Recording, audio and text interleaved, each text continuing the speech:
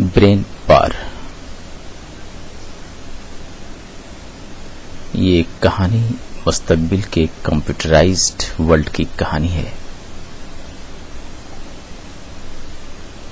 अपने ऑफिस में बैठे वो रॉबर्ट से गपशप कर रहा था और रॉबर्ट हर बात से जबरदस्त एहसास दिला रहा था कि वो गोश्त पोस्त नुमा इंसान से कहीं 1000 गुना अच्छा और ज़हीन है। बार बार इस एहसास की दस्तक से वो मुस्कुराकर पूछ बैठा,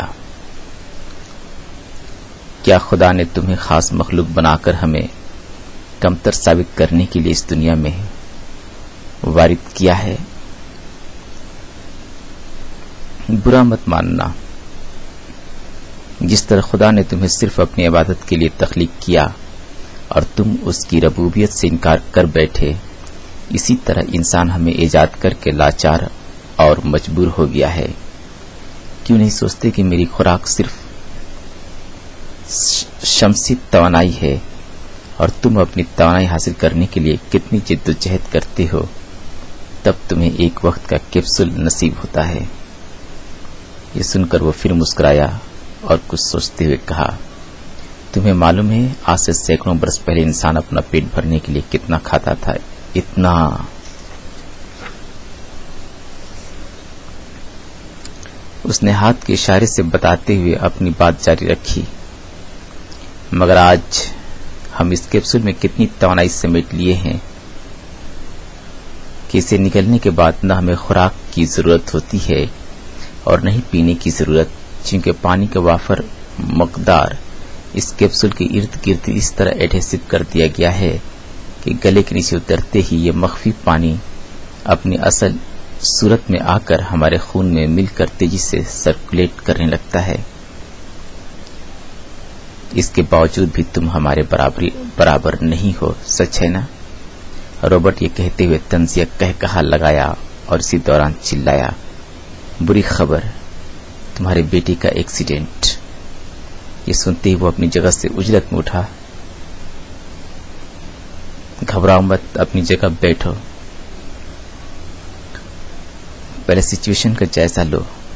रॉबर्ट ये कहते हुए स्क्रीन स्विच ऑन कर दिया और दीवार से मुंसलिक स्क्रीन पर एक मंजर तेजी से उभरा।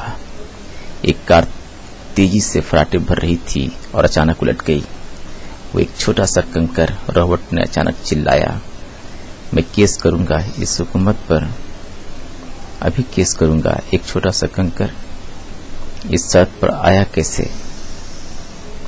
घबराओ मत, मैंने क्लेम कर दिया है। आज की तेज रफ्तार हुकूमत हर्जाना देने पर मजबूर हो गई है। लो, हर्जाने की रकम तुम्हारे बैंक अकाउंट में मुंतकिल कर दी गई है। तफसील के लिए रिसीवर का बटन दबाओ। वो बटन दबाया और क्रिक की एक हल्की सी आवाज के साथ पूरी तफसीलात उसके हाथ में आ गया। मगर मेरे बेटे का क्या हुआ? वो इस वक्त स्क्रैप बॉडी रिपेयरिंग अस्पताल में पड़ा है।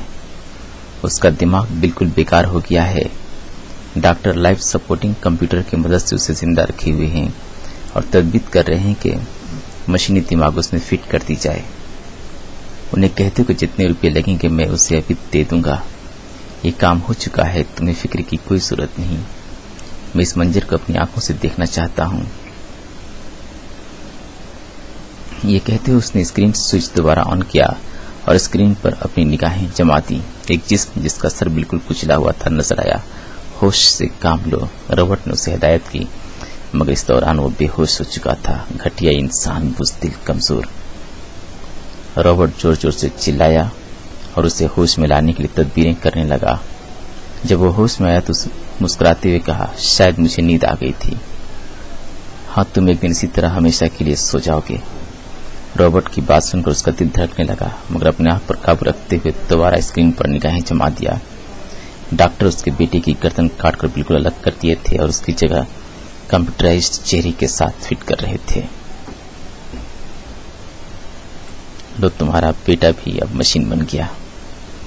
रॉबर्ट ने तंज किया और उसका दिमाग ऑफ हो गया। बंद करो ये अपनी बकवास, ये हमारी इजाद है, लेकिन वो हमारी बरादरी है। रॉबर्ट ने कहते उसका भरपूर मजाक उड़ाया। अब चुप हो जाओ, नहीं तो क्या करोगे? रॉबर्ट भी चुन चलाया और इसी के साथ वो दांत पीसते हुए एक लाल बटन दबा दिया।